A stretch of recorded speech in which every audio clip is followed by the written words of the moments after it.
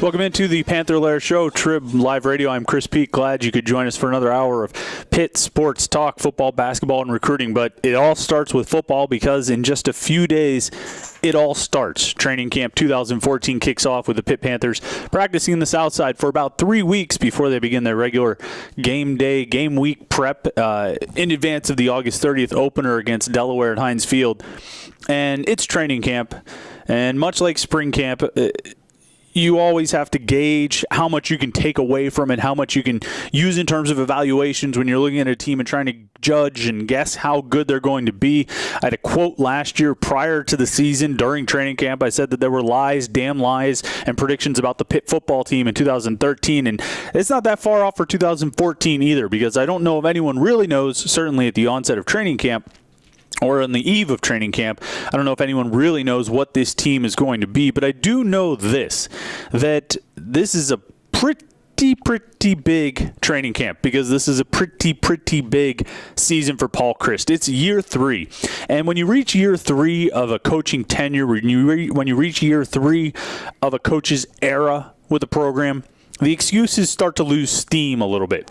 This is Paul Chryst's roster. Look at the roster numbers now as they're projected. 13 out of 22 projected starters are players Paul Chryst brought in to the program, either recruits or a few transfers that he signed. 65 out of the 82 players on the roster this season, as it's currently projected, are players Paul Chryst brought in as recruits or transfers. 65 out of 82.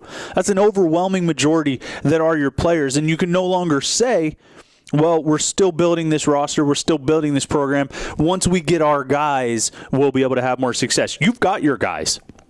Some of them are young. You're going to be relying on young players just like you did to a large extent last year. This is going to be a young roster with only 11 seniors and a small junior class. You're going to be relying on young players to make contributions during the season. But you just can't rely on that excuse anymore. You just can't rationalize it like that anymore, because you're in year 3. You've got your players. They're your guys. It's your roster. It's time to win. Pitt needs to move on from 6-6 seasons. They've had 3 6-6 regular seasons in a row. Last year was salvaged only by a bowl game that put them to 7-6. You can't have another 6-6 season. You can't have another 7-6 season. You've got to do better than that. And they have a schedule that sets up for it. They have a schedule that sets up to win 7 games or win 8 games or win, God forbid, 9 games. If they win 7 games, do you realize that'll be the first time Pitt has won 7 regular season games since 2010?